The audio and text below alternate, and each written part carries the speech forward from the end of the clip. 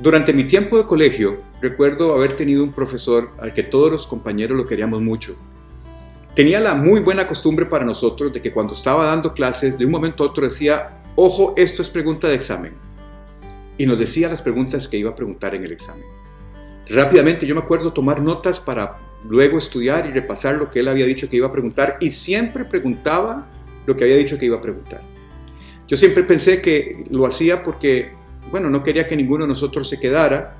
Era muy buena gente, nos quería mucho. Pero además también pienso que quería señalarnos qué era lo que él consideraba importante que nosotros deberíamos de estudiar. Jesús hizo lo mismo. En los capítulos 24 y 25 del Evangelio de Mateo, encontramos 4 parábolas en las que Jesús nos sopla las preguntas del examen final. Y sí vamos a tener un examen final, sí hay un juicio final. Pero Jesús quiere que nos presentemos a ese juicio final aprobados, como lo hacía mi profesor en el colegio. Y para eso nos dice exactamente qué se nos va a preguntar en ese examen final y cómo debemos prepararnos para enfrentar ese examen final de la mejor manera y salir preparados, salir bien presentados, salir aprobados de ese examen. La noticia que les tengo es que ese examen final no tiene curva. Es decir, usted no puede pretender que si otro sale mejor, entonces se haga una curva entre todos para ver que todos aprueben. Ese examen final no es grupal, es un examen final que es individual y Jesús quiere que usted lo apruebe, que usted entre al reino de los cielos. Y para eso, Él nos enseña y nos sopla cuáles son esas preguntas que tenemos que enfrentar el día del examen final. Dentro de esas enseñanzas, que son 4, que están entre el capítulo 24 y 25 de Mateo, hoy quiero estudiar con ustedes una que es la parábola de las 10 damas de honor. Y con base en esa parábola vamos a aprender lo que Jesús nos quiere enseñarnos con respecto a lo que vamos a tener que enfrentar el día del juicio final. Y quiero leerles para ustedes la parábola. Está en el capítulo 25 de Mateo, del versículo 1 al 13, y dice así: El reino del cielo será como 10 damas de honor, que tomaron sus lámparas y salieron para encontrarse con el novio. Jesús está comparando el reino del cielo con una boda judía del primer siglo. Y entonces, para poder entender lo que para los discípulos en su momento fue fácil de entender, y para nosotros prácticamente 2000 años después se nos hace difícil de entender, tenemos que hacer el ejercicio de buscar cómo era una boda judía del primer siglo. Y de ahí encontrar la analogía o las metáforas que Jesús está utilizando para compararlo con el reino del cielo. Las bodas judías del primer siglo, en realidad, para poder encontrar alguna literatura, no es literatura bíblica, de hecho es extrabíblica y generalmente son textos rabínicos del primer siglo, y las informaciones que tenemos son muy dispersas, no siempre las bodas se hacían igual, eran diferentes en las diferentes regiones, pero sí hay un patrón común en todas ellas, y es lo que les voy a reseñar a ustedes antes de seguir leyendo la parábola y la enseñanza de Jesús. Resulta que el joven que quería casarse con la muchacha, tenía que llegar a la casa del suegro llevando en la mano 3 cosas: el contrato de esponsales, que lo hacía el rabino, que era como un contrato de compromiso, una bota de vino y un montón de dinero. Y así era como tenía que llegar el muchacho a la casa del suegro. Si no tenía ninguna de esas cosas, o al menos una de ellas, mejor que ni se acercara. Cuando llegaba a hablar con el suegro y a plantearle que él quería ser el esposo de su hija, negociaba con el suegro el precio de su hija. Suena horrible, pero así es. Normalmente el precio dependía de la condición de la mujer. Si era hija de un sacerdote y el suegro era el sacerdote, pues el costo de la doncella eran de 400 denarios. Si el suegro no era sacerdote y la doncella era una doncella normal, el costo era 200 denarios. Y si la doncella era viuda, el costo era de 100 denarios. Un denario era la paga de un día de 12 horas de trabajo agrícola en esa época. Lo cual significa que 200 denarios eran 200 días de trabajo de 12 horas agrícola. Así que podemos hablar casi que un año de trabajo era lo que tenía que pagar el muchacho al suegro para poder firmar el contrato de esponsales. Si la hija era hija de un sacerdote, casi era un año y medio de trabajo. Entonces no era barato, no era sencillo. A pesar de que el denario es una moneda de plata que pesaba más o menos 3.3 gramos y que hoy el precio de mercado serían como 74 centavos de dólar, en aquel tiempo era una fortuna. Y tener ese dinero implicaba que el muchacho tenía que prepararse con mucho tiempo para pedir la mano de la mujer. Pues resulta que si el suegro estaba de acuerdo y pactaban que estaba bien y pactaban el precio, sellaban su compromiso tomando vino de la bota del vino que el muchacho traía. Luego hacían pasar a la muchacha y le presentaban al pretendiente y la muchacha podía decidir si aceptaba o no el contrato de esponsales. Por lo general nunca se oponían a la voluntad del padre y entonces al decir ella que sí, tomaba del vino de la bota y eso comprobaba o confirmaba el contrato de esponsales. Resulta que la boda todavía no se había efectuado, ese era el compromiso, pero era un compromiso legal, no como ahora. El compromiso legal implicaba que tanto la mujer como el hombre tenían las mismas obligaciones y los mismos derechos como si estuvieran legalmente casados, pero convivían cada uno en su propia casa preparándose para el día de la boda. Resulta ser que si la mujer quería romper el vínculo de contrato de esponsales con su novio, era como hacer un divorcio. Igual regía si había infidelidad de la mujer durante ese periodo del tiempo de esponsales, era castigada con la ley como si hubiese estado casada. Así que perfectamente podía ser lapidada. Aquí hago un paréntesis para recordarles a ustedes la historia de María. Cuando María recibe la anunciación del arcángel Gabriel de que va a quedar embarazada por el Espíritu Santo, ya María tenía el contrato de esponsales con José. O sea que ella al aceptar la voluntad de Dios estaba exponiendo su vida. Así era como funcionaba. Después venía el momento de la ceremonia de la boda. Esa ceremonia es muy importante que veamos algunos detalles porque cuando leamos ahora la enseñanza de Jesús vamos a entender por qué Jesús la compara con una boda judía. El día de la boda, el día de la ceremonia, los invitados a la boda están en la casa de la novia. Ahí están las damas de honor, los invitados, etc. Y pasan todo el día en la casa de la novia. Ese es el día del evento, pero el novio no llega temprano. Normalmente el novio, de manera sorpresiva, inesperada y a una hora que nadie sabe, llega a la casa de la novia a recoger a la novia. Llega con sus amigos cercanos, todos iluminando con una lámpara el camino del novio.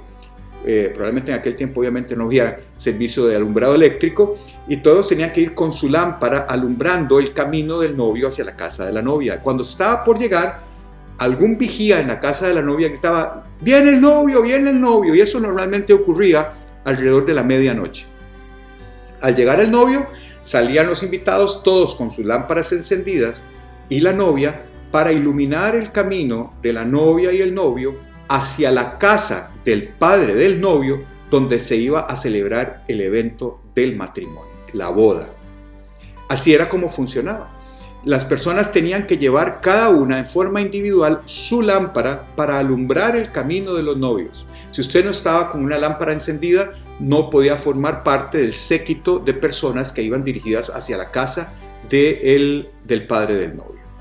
Y así es como Jesús compara en esta metáfora hermosa el día del juicio final. Y les voy a leer a ustedes el resto de la enseñanza en Mateo 25. Dice así: entonces el reino del cielo será como 10 damas de honor, que tomaron sus lámparas y salieron para encontrarse con el novio. 5 de ellas eran necias y 5 sabias. Las 5 que eran necias no llevaron suficiente aceite de oliva para sus lámparas, pero las otras 5 fueron tan sabias que llevaron aceite extra. Como el novio se demoró, a todas les dio sueño y se durmieron. A la medianoche se despertaron ante el grito de: miren, ya viene el novio, salgan a recibirlo. Todas las damas de honor se levantaron y prepararon sus lámparas. Entonces las 5 necias les pidieron a las otras: por favor, denos un poquito de aceite porque nuestras lámparas se están apagando. Sin embargo, las sabias contestaron: no tenemos suficiente para todas. Vayan a una tienda y compren un poco para ustedes. Pero durante el lapso en que se fueron a comprar aceite llegó el novio. Entonces las que estaban listas entraron con él a la fiesta de bodas y se cerró la puerta con llave. Más tarde, cuando regresaron las otras 5 damas de honor, se quedaron afuera y llamaron: Señor, Señor, ábrenos la puerta. Él les respondió: créanme, no las conozco. Así que ustedes también deben estar alerta. porque no saben el día ni la hora de mi regreso. Con respecto a esta parábola, vean ustedes que Jesús introduce el elemento de 10 damas de honor. 10 sabias y 10 necias. Necias, en el contexto que se está refiriendo, el adjetivo es el mismo que Jesús utiliza, o Mateo utiliza, en la parábola del hombre sensato que construyó su casa sobre arena y del necio que la construyó, el necio que la construyó sobre arena y el sabio que la construyó sobre roca.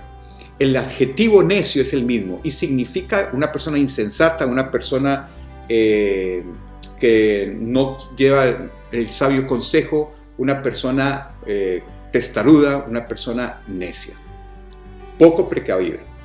Entonces, vean ustedes las semejanzas que hay entre la boda judía y por eso Jesús la utilizó. Nosotros podemos aquí ver que las alegorías que podemos utilizar son bastante claras. Es decir, el novio que llega es Cristo cuando viene por su iglesia. La novia es la iglesia que está esperando por el novio. El novio aparentemente se atrasa, por eso Jesús utiliza la sorpresa de la medianoche, porque aparentemente el novio se atrasa en su llegada. Y están las 10 damas de honor.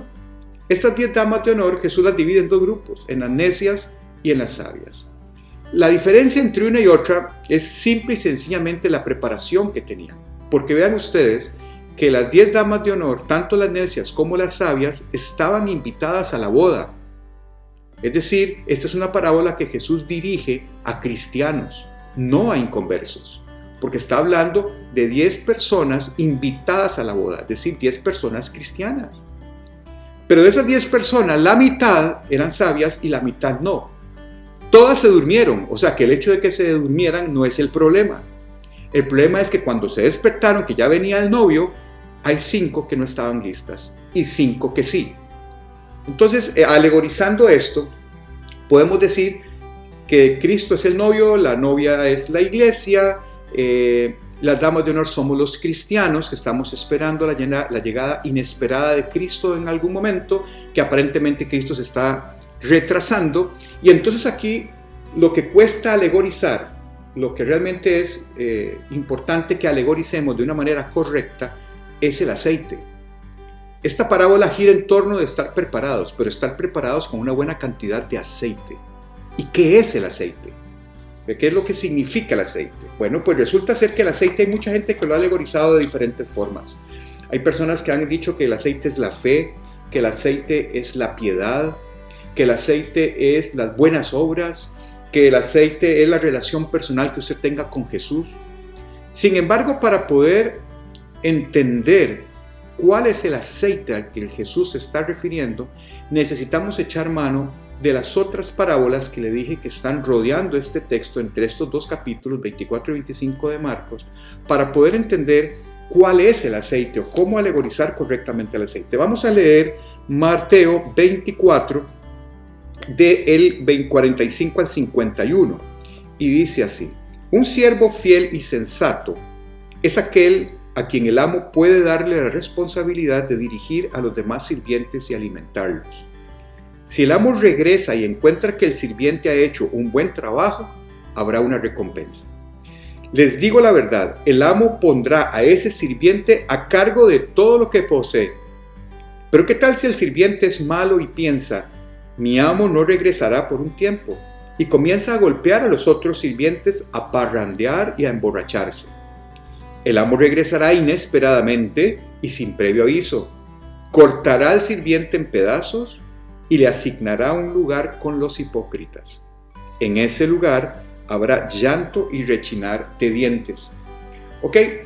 ¿Cuál es el aceite en esta parábola? En esta parábola el aceite es trabajar fielmente para el Señor aún sin supervisión. Eso es lo que significa el aceite. Lo que está diciendo Jesús en este momento es que el aceite en este contexto es trabajar fielmente para el Señor aún cuando no tengamos supervisión. Veamos en Mateo 25 del versículo 14 al 30 y dice así: también el reino del cielo puede ilustrarse mediante la historia de un hombre que tenía que emprender un largo viaje. Reunió a sus siervos y les confió el dinero mientras estuviera ausente. Lo dividió en porciones a las capacidades de cada uno. Al primero le dio 5 bolsas de plata, al segundo 2 bolsas de plata y al último 1 bolsa de plata y luego se fue de viaje. El siervo que recibió las 5 bolsas de plata comenzó a invertir el dinero y ganó 5 más. El que tenía 2 bolsas también salió a trabajarlo y ganó 2 bolsas más. Pero el siervo que recibió una sola bolsa de plata cavó un hoyo en la tierra y allí escondió el dinero de su amo. Después de mucho tiempo, el amo regresó de su viaje y lo llamó para que rindieran cuentas. Y les dijo, el siervo al cual le había confiado las 5 bolsas de plata se presentó con 5 más y dijo, amo, usted me dio 5 bolsas de plata para invertir y he ganado 5 más. El amo lo llenó de elogios. Bien hecho, mi buen siervo fiel. Has sido fiel en administrar esta pequeña cantidad, así que ahora te daré muchas más responsabilidades. Ven a celebrar conmigo. Se presentó el siervo que había recibido las 2 bolsas de plata y dijo, amo, usted me dio 2 bolsas de plata para invertir y he ganado 2 más. El amo dijo, bien hecho, mi buen siervo fiel. Has sido fiel en administrar esta pequeña cantidad, así que ahora te daré muchas más responsabilidades. Ven a celebrar conmigo. Por último se presentó el siervo que tenía una sola bolsa de plata y dijo, amo, yo sabía que usted era un hombre severo, que cosecha lo que no sembró y recoge las cosechas que no cultivó. Tenía miedo de perder su dinero, así que lo escondí en la tierra y mire, aquí está su dinero de vuelta. Pero el amo le respondió, siervo perverso y perezoso, si sabías que cosechaba lo que no sembré y recogía lo que no cultivé, ¿por qué no depositaste mi dinero en el banco? Al menos hubiera podido obtener algún interés de él. Entonces ordenó, quítenle el dinero a este siervo y désenlo al que tiene las 10 bolsas de plata. A los que usan bien lo que se les dará aún más y tendrán en abundancia. Pero a los que no hacen nada se les quitará aún lo poco que tienen. Ahora bien, arrojen a este siervo inútil a la oscuridad de afuera, donde habrá llanto y rechinar de dientes. ¿Cuál es el aceite en esta parábola?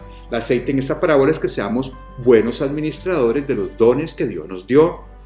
¿Cuáles son esos dones? Bueno, pues dones, tiempo, dinero, inteligencia, servicio y dones de hablar, dones de predicar su palabra, etc. Sobre esos dones que Dios nos dio, nosotros tenemos que administrarlos correctamente y ese es aceite también. Administrar correctamente los dones que Dios nos dio.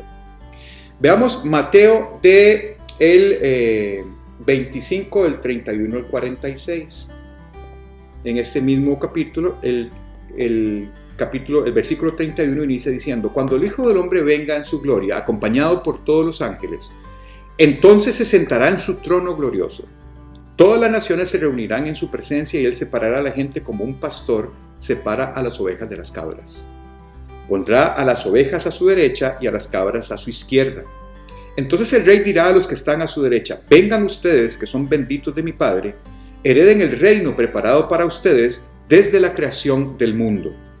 Pues tuve hambre y me alimentaron, tuve sed y me dieron de beber, fui extranjero y me invitaron a su hogar, estuve desnudo y me dieron ropa, estuve enfermo y me cuidaron, estuve en prisión y me visitaron.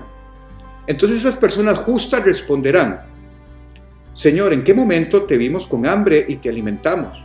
¿O con sed y te dimos algo de beber?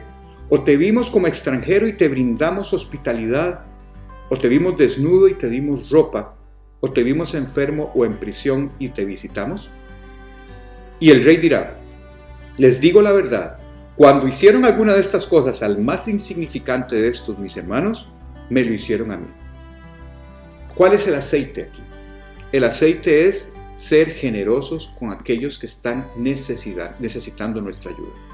Es ser generosos ante los necesitados. Entonces, si nosotros vemos estos 3 escenarios de aceite, es decir, 1, ser un buen administrador de los dones que Dios te dio.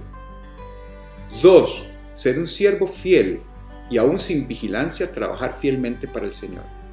Y 3, auxiliar a quienes necesitan de nuestra ayuda. Ese es el aceite de la lámpara que Jesús está diciendo que tenemos que tener. Si nosotros englobamos estas 3 enseñanzas en una sola frase, podemos decir que el aceite es vivir de acuerdo a las ordenanzas de Jesús. Ese es el aceite. Entonces, después de leer esto, a mí no me cabe la menor duda de que las preguntas que nosotros vamos a tener que asumir en nuestro examen final básicamente son dos. Jesús te va a preguntar, o Dios te va a preguntarnos bien. 1. ¿Qué hiciste con mi hijo Jesús? En el sentido de qué lugar ocupó en tu vida. ¿Fue realmente tu Señor? ¿Seguiste sus enseñanzas? ¿Realmente lo consideraste mi hijo, a quien dio la vida por ti para salvarte? ¿Viviste de acuerdo a eso? Esa es la primera pregunta. Y la segunda pregunta es, ¿qué hiciste con los dones que te di? ¿Los usaste para provecho propio o los usaste para darme gloria? Y vean ustedes que esas dos preguntas son muy importantes, porque depende cómo las respondamos, así va a ser. ¿A dónde vamos a pasar nuestra eternidad? Depende cómo contestemos la primera pregunta. Y depende cómo contestemos la segunda, ¿qué iremos a hacer durante nuestra eternidad? Entonces Jesús, en estas enseñanzas, lo que quiere es que no nos perdamos. Quiere que nos presentemos aprobados en el examen final. Y para presentarnos aprobados en el examen final, lo que tenemos que hacer es vivir este tiempo bajo la ordenanza de Jesús. Seguir sus enseñanzas, aplicarlas, vivirlas y vivirlas de acuerdo a esto. De forma tal que cuando nos presentemos en el juicio final delante del Señor, Jesús diga, este es de los míos, pase. Oremos. Gracias, Padre Santo, por esta enseñanza, Señor. Gracias porque nos amas tanto que diste a tu Hijo único, Jesús, para que voluntariamente diera su vida por nosotros en la cruz y nos abriera el acceso a la vida eterna, a la salvación.